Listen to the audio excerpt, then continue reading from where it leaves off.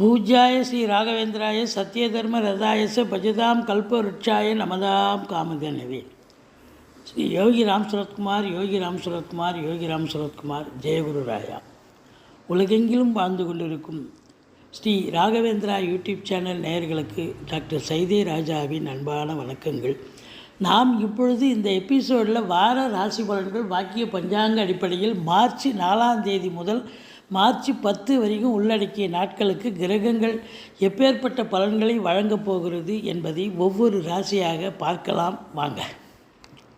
மீன ராசி காலபுருஷனுக்கு 12வது ராசி. பூரட்டாதி 4ஆம் பாதம் உத்திரட்டாதி ரேவதி நட்சத்திரம் உள்ளடக்கியது. மீன ராசியினுடைய அதிபதி குரு பகவான் 2ஆம் இடத்தில் இருக்கிறார். எப்போவுமே இந்த ராசிநாதன் ராசியில் இருந்தால் ஆட்சி பெறுகிறார், அது சிறப்பு தான். ஆனால் கோச்சார ரீதியாக குரு பகவான் 2, 5, 7, 9, 11 ஆகிய இடங்களுக்கு செல்லும் பொழுது அற்புதமான பலன்களை வாரி வழங்குவார்னு ஜோதிட கிரந்தம் சொல்கிறது. அப்போது 2ஆம் இடம் தனஸ்தானம், தனக்காரகன் தனஸ்தானத்தில் இருந்தால் தன பிராப்தி உண்டல்லவா. அப்போ இந்த மீன ராசியில் பிறந்த அன்பர்களுக்கு பொருளாதாரத்தில் உங்களுக்கு அளவு கடந்த ஒரு சுபிட்சம், பணம் பல வகையில் இருந்து பையை நிரப்பக்கூடிய காலகட்டம். ஆனபோதிலும் ராசியில் ராகு பகவான் இருக்கிறார், 7ஆம் இடத்து அதிபதி புதன் பகவான் இருக்கிறார். ராகு இருக்கிறது ஒரு பிரம்மாண்டத்தை தரும். எந்த ஒரு வேலையும் எடுத்தோமா முடிச்சோமான்னு முடிக்க மாட்டீங்க. இன்னும் பெருசாக வேணும், பெரிய திங்கிங், அதாவது கற்பனை அதிகமாக இருக்கும், பிரம்மாண்டம் அதிகம் இருக்கும். இன்னும் இதை விட பெருசாக செய்யலாமா அப்படின்ற ஒரு தாட்டு ஏற்படும். அதனால் கொஞ்சம் வேலையை ஸ்லோ பண்ணுவீங்க. இருந்த போதிலும் நேற்று நைட்டு ஒன்று அனுப்பிங்க, பொழுது வஞ்சி வேறு ஒன்று டிக்ளேர் பண்ணுவீங்க. ஆசிலேஷன் மைண்டும் இருக்கும் அப்படின்னு சொல்லணும். உங்களை பொறுத்தவரையிலையும் பார்த்தீங்கன்னா குடும்பத்தில் சுப நிகழ்ச்சிகள் நடத்துவார்கள், வெளியார் சுப நிகழ்ச்சிகளுக்கு செல்ல முடியும். அதாவது வாக்கினை தொழிலாக கொண்டு செயல்படக்கூடிய இந்த மீனராசி அன்பர்களுக்கு பொற்காலம்னு சொல்லலாம்.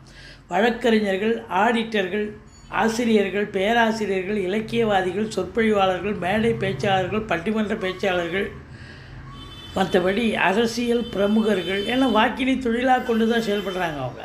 அடுத்தது பார்த்திங்கன்னா ஜோதிடர்கள், இவங்க எல்லாருக்கும் பார்த்திங்கன்னா இது போன்ற இன்னும் ஏகப்பட்ட விஷயங்கள் வாக்கினை தொழிலாக கொண்டு செயல்படுறவங்க இருக்கிறாங்க. மெடிக்கல் ரெப்ரசன்டேட்டிவ் இருக்காங்க, அவங்க டாக்டர்ஸ்லாம் போய் பார்ப்பாங்க. அவங்க பேச்சு தான் மூலதனம். அதுபோல் வாக்கினை தொழிலாக இதுபோல் நிறைய தொழில் பண்ணக்கூடிய அன்பர்களுக்கு இப்போ வாக்கினை தொழிலாக கொண்டு செயல்படக்கூடியவர்களுக்கு ஒரு பொற்காலமாக விளங்கப் போகிறது. சாதிக்க முடியும், ஷைன் பண்ண முடியும். அதாவது இப்போ ஒரு வழக்கறிஞர் இருக்கார், இப்போ இவ்வளோ காலமாக எங்கே வாழ்ந்த இன்றைக்கி இவ்வளோ ஆர்கியூமெண்ட்டு சூப்பராக பண்ணுறேன் அப்படின்னு அவருக்கு ஒரு நேரம் மற்றவர்களால் பாராட்டப்படக்கூடிய ஒரு அமைப்பு ஏற்படும், ரேட்டிங் கூடும் இல்லையா. அதுதான் அங்கே இருக்கிற ஒரு நிலைமை. சிறப்பாக இருக்கும்.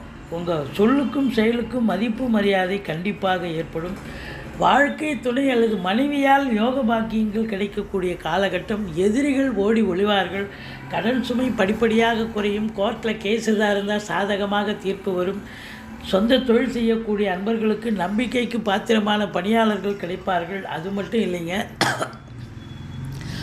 வெளியூர், வெளிநாடு, வெளி மாநிலம் செல்லவிருக்கும் அன்பர்களுக்கு நல்லதே நடக்கக்கூடிய ஒரு சூழல்.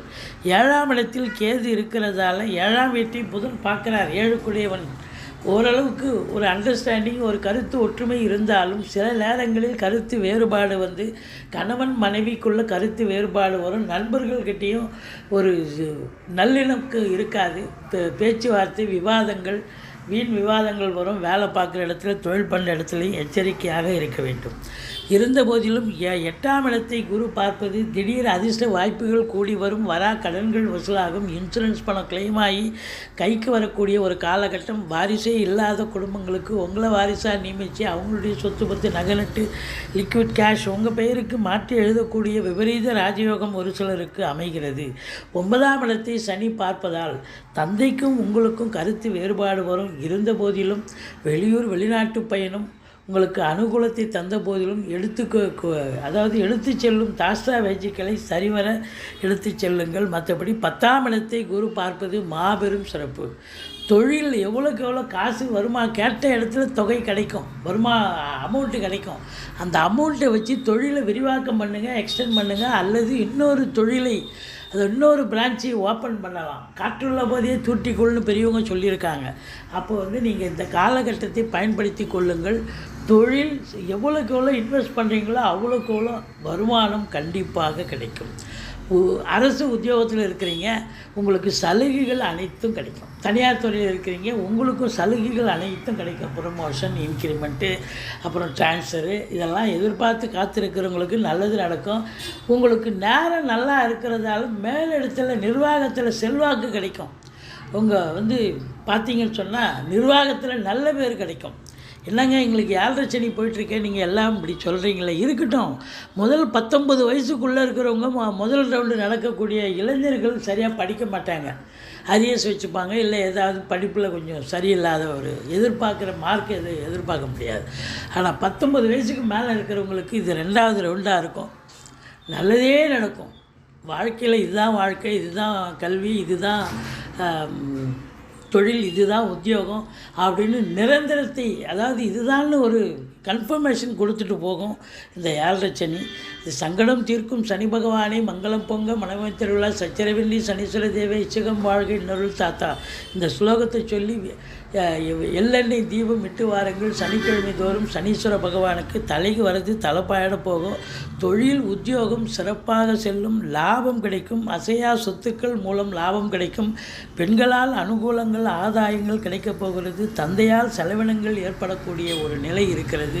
இருந்த போதிலும் குறை ஒன்றும் இல்லை. இந்த மீன ராசியில் பிறந்தவர்களுக்கு இந்த வாரம் ஒரு பொற்காலம் என்று சொல்லலாம். சூப்பரான ஒரு வாரம், சாதிக்கக்கூடிய ஒரு வாரம். பிள்ளையாரை வழிபாடு செய்யுங்கள், துர்க்கையை போற்றுங்கள். எங்களுடைய வீடியோ பிடிச்சிருந்தால் லைக் பண்ணுங்கள், ஷேர் பண்ணுங்கள், சப்ஸ்கிரைப் பண்ணுங்கள். மறக்காமல் சப்ஸ்கிரைப் பண்ணுங்கள். நன்றி. வாழ்க வளமுடன்.